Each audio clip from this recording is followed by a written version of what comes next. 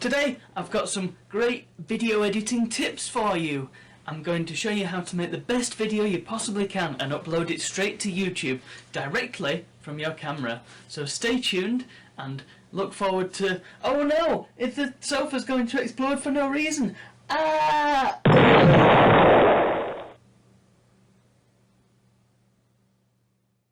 YouTube in 2010 was a remarkably different place to what we know it today. Mainly because it just felt more amateur, you know? It had a massively different feel to it. Today it's sponsored videos and high production value, and we didn't really have any of that back in 2010. It was very early days for the platform, and it was kind of the point at which it started to explode in popularity. I personally got my start on YouTube in about 2010, 2009, and while it didn't go very far, I certainly invested a bit of time and indeed a bit of money into it. Not a whole lot of money because I was still at high school at the time, but I did have big intentions for my channel, intentions that I wouldn't realise for another few years. One of these big ambitions was to create a fantastic series of Halo-related gameplay. Machinima was on the cards potentially. Those were the days. And, well, here's the thing. Capturing video off real hardware is difficult enough today, but back then it was prohibitively expensive, so much so that a mere high school student like myself couldn't hope to afford, for example, the Pinnacle Dazzle, which was the go-to video recording solution out there for real hardware. If you wanted to record off an Xbox 360, for example, the Dazzle was the way to go. There wasn't really any other viable option. Notice I said viable there, because there were other options out there. And the one that I could afford was this fella right here.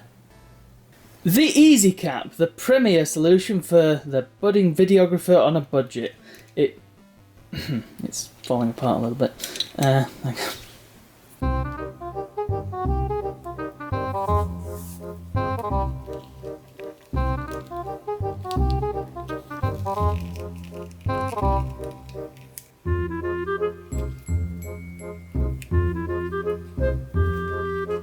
The EasyCap.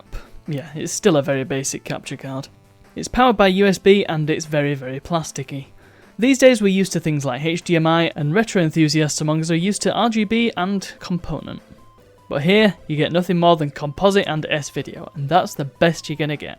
And for the sake of authenticity, I'm gonna be recording off my old Xbox 360. This isn't the first one I ever had, but it was the one I had around the time of me first getting into YouTube, so it seems appropriate to use this one. Once again, we're not using the HDMI, we are instead using the AV multi-out on the back of the unit.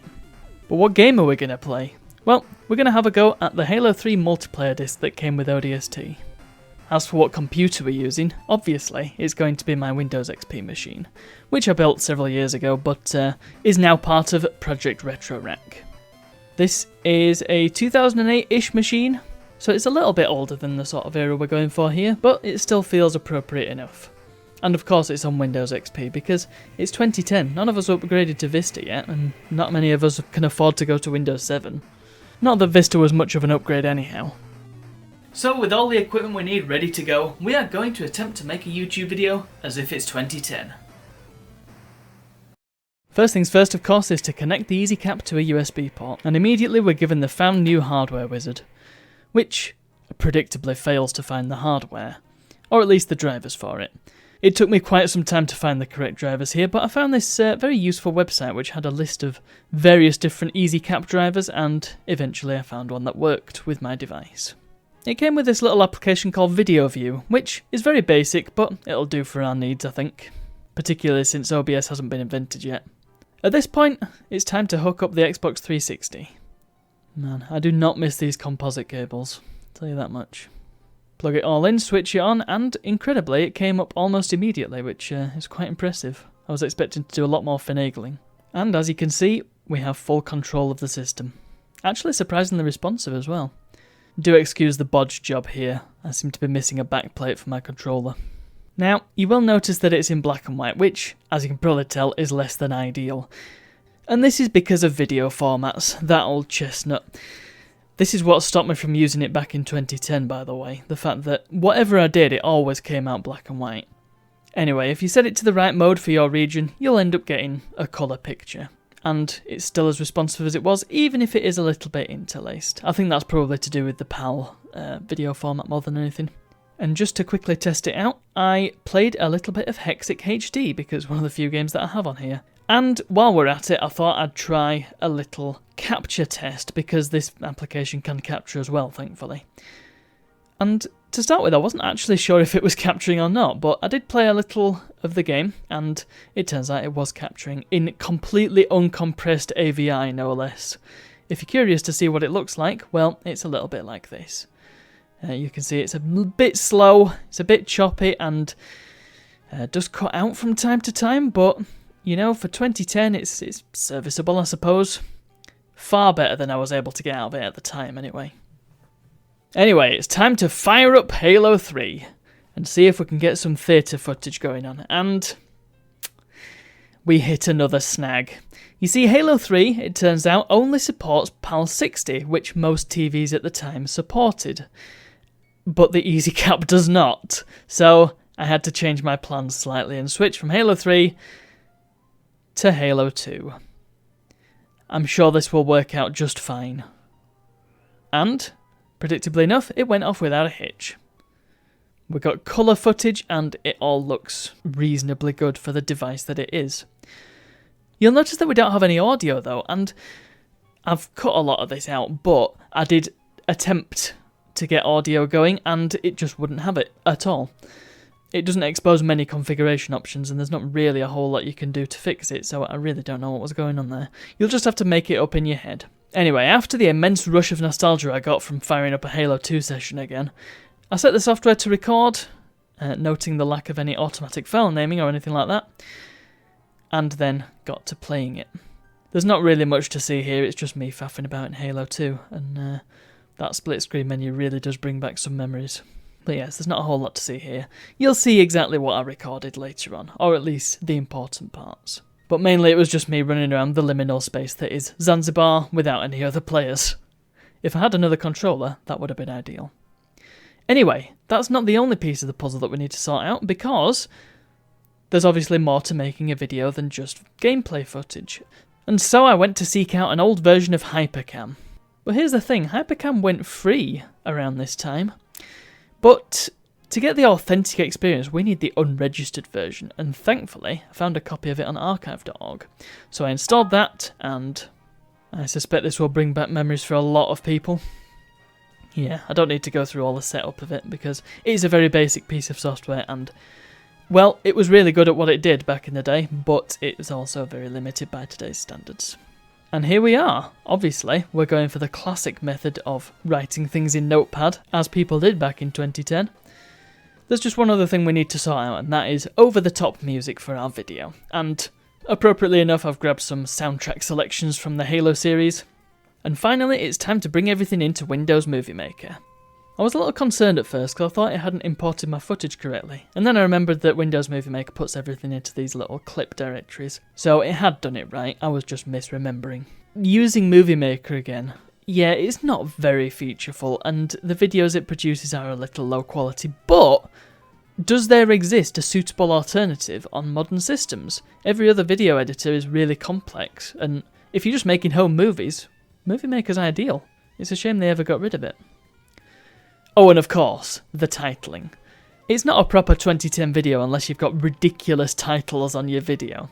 And of course it has to have the right font, and the right transition, and the right effect. You're just not doing it right if you don't do that. I won't go through the entire editing process, because it's a very basic video.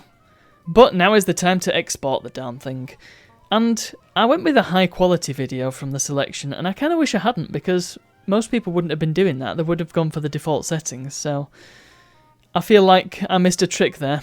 It takes a little while to render out, but not super long. And once it's done, the video is available to watch. Not that we're watching it right now, of course. And our video is pretty much done. It went a lot quicker for you than it did for me, let me tell you. So, what have we learned from doing this process? Well, I think the key thing with 2010 YouTube was the the feeling and the community spirit that went along with each video, and like I said, the sort of amateurish nature of it. And while I'm not saying that YouTube is completely 100% professional, there's more of a focus towards that, and videos are expected to be these clean, crisp things with high production quality, or high production values I should say.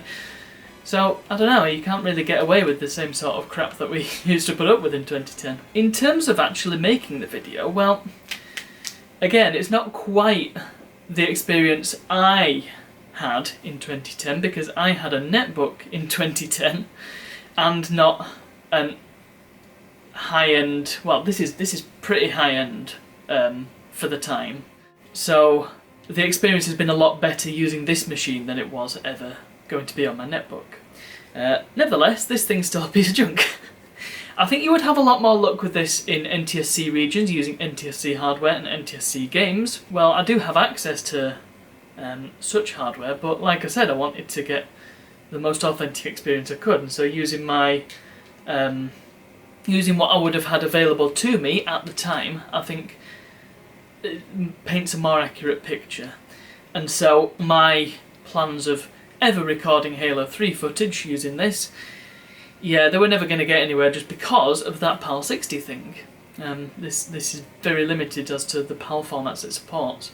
It's alright if you're using older consoles that actually run at 50 and all the games run at 50, but for later consoles like the 360, well, you're better off using HDMI if you can. Or even better, an actual Dazzle or a DVD recorder or anything that's not this. Otherwise, I think this has been well, it's been fun and it's been interesting to try and capture that 2010 feel in a video. Again, probably not 100% accurate, but